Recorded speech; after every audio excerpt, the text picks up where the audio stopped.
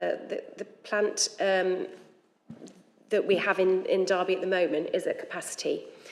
If our tonnage was to go there, some commercial waste would go elsewhere, so the plant would still be at capacity. So a break clause has no bearing on that facility or any potential odour issue, as if we were to break, the plant would still operate at capacity either way. In short, the issue of odour is managed through the contract and there isn't a specific break clause for it.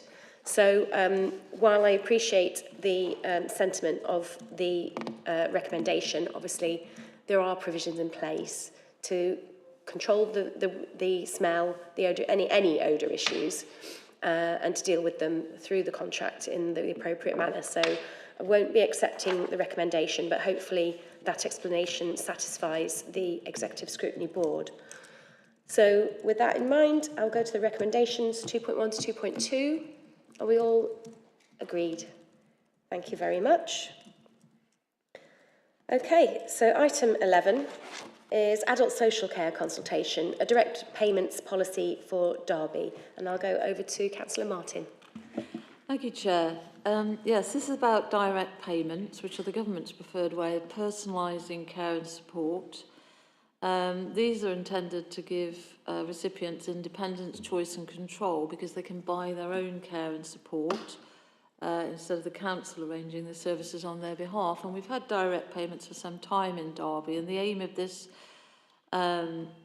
policy and procedure is to sort of bring coherence to the policy, to make the situation clearer for users and so reconfirm what the current approach is and to bring a few changes to refresh the practices. So the key policy proposals in the report are around third-party managed account providers. So the council can put in place arrangements to share direct payment account records for monitoring purpose. This is something we have to do to monitor direct payment usage and to ensure effective use of public money.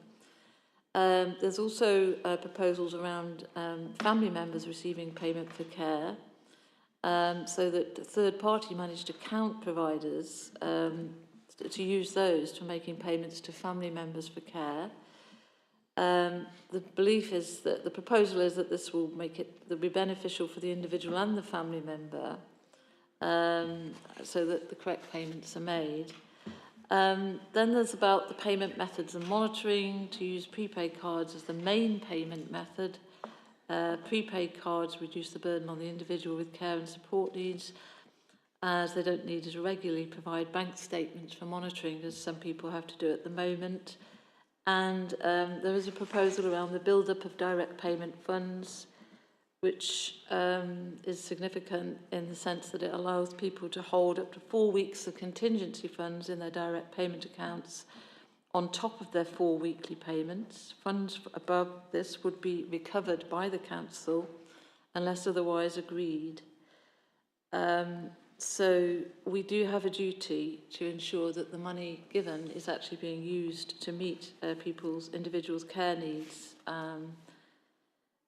And obviously further details of this are set out in the report. So there is going to be a consultation, which is critical. So we are urging anybody who uses direct payments or any carers who has an interest in this to respond to the consultation, which will start in January, subject to the approval from Cabinet today. Thank you, Chair.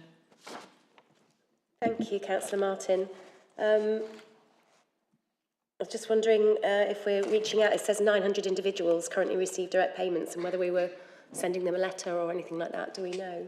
Oh, Gamal is nodding. That's great. Thank you for answering that. Okay, any questions, Cabinet members?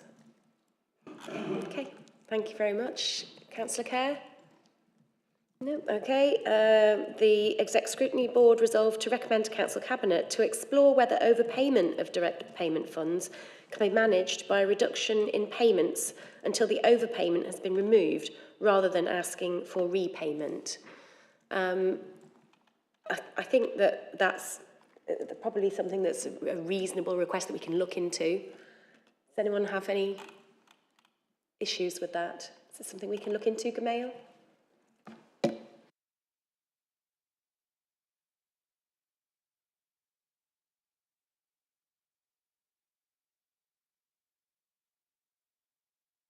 Thank you. Did you want to come back, Councillor Martin? Well, just to say, I think the focus of this is sort of not so much that people have been overpaid, it's just that they're not using the funds. And if they're not using the funds, obviously that's not a good use of public money.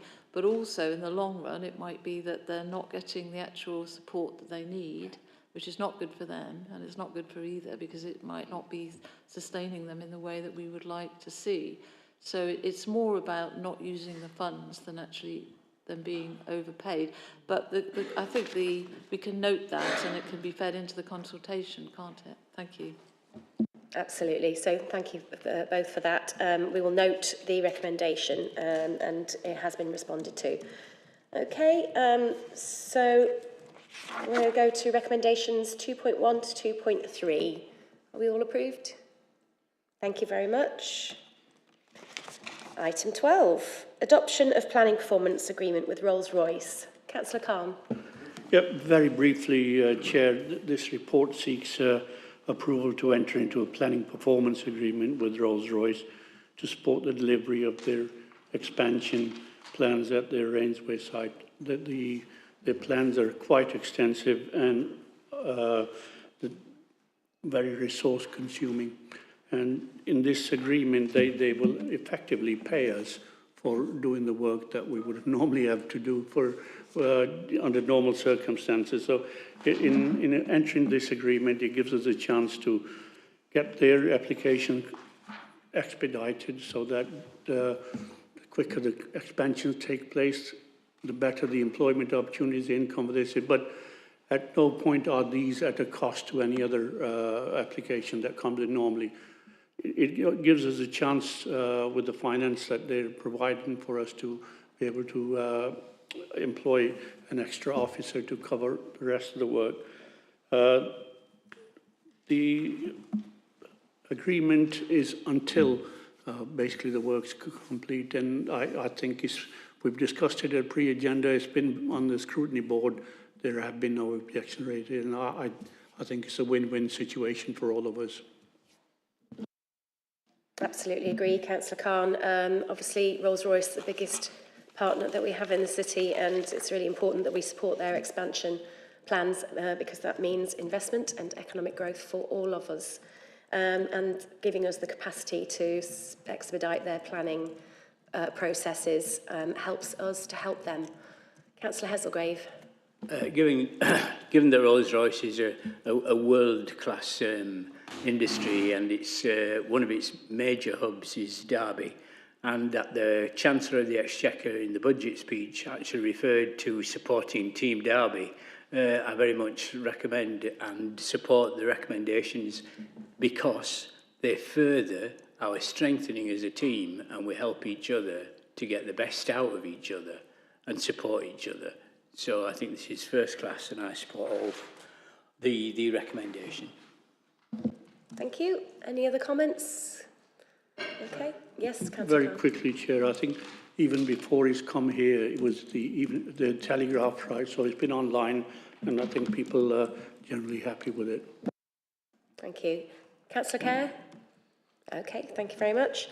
The Exec Scrutiny Board resolved to welcome the agreement with Rolls-Royce to assist them with their expansion plans and to ensure sufficient capacity in the planning system to deal efficiently with the other applications received by the department.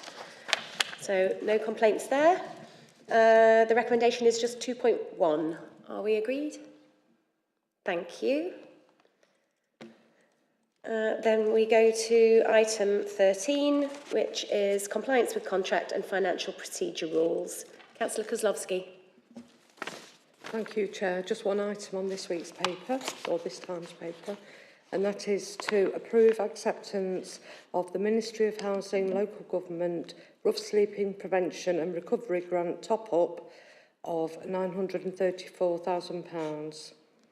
And also, we want to delegate approval to the Strategic Director of Place following consultation with the Section 151 officer and the Cabinet Member for Housing, Property and Regulatory Services to agree the final terms and arrangements for spending the grant top-up. The report also notes the continuation of the arrangement with Derby Homes in line with the 2021 partnership agreement for the delivery and management of the housing options and homelessness service in line with the grant conditions outlined.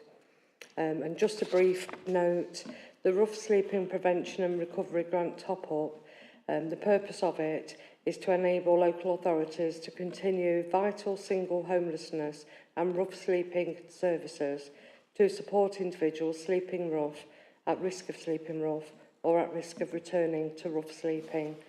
So I welcome the top-up. It's bittersweet, we'd rather not need it, but yes, thank you, Chair. Thank you, Councillor Kozlowski. Yeah, very welcome extra funds to support homelessness. Any questions or comments, Cabinet members? Councillor Nwaha. Thank you, Chair.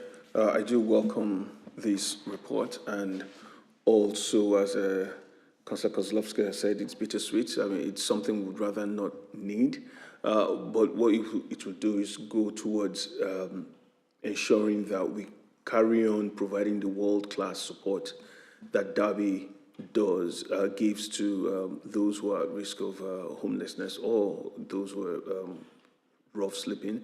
And the team has been doing a lot in that front. Recently went out with them to do a spot count at 3 a.m. and it was quite interesting that whilst sometimes, because of the numbers of people we see during the day, there's this perception that Derby has a homeless problem, whereas at night, due to the work that the team does, you only have about 19, 20 individuals who are permanently out at any given time.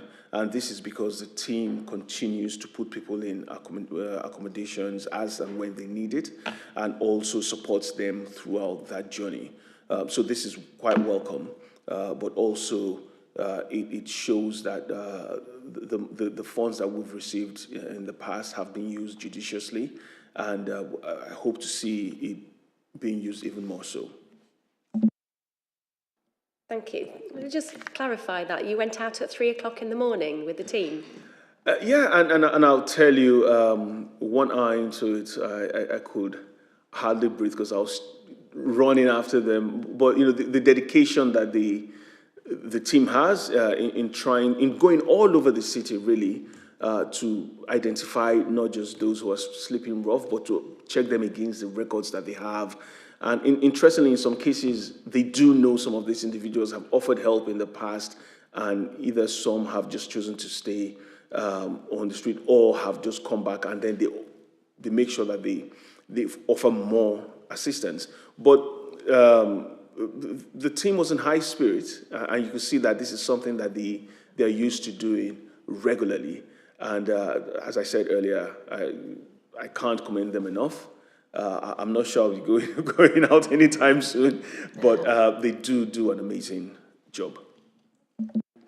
We're impressed by your dedication, Councillor Nwaha. Well done. Any questions or comments? No? Okay. Councillor Kerr? Thank you. The Exec Scrutiny Board resolved to welcome the grant and the support that it brings. So thank you very much. Recommendations 2.1 to 2.3, are we approved? Thank you. Okay, item 14 is the exclusion of the press and public.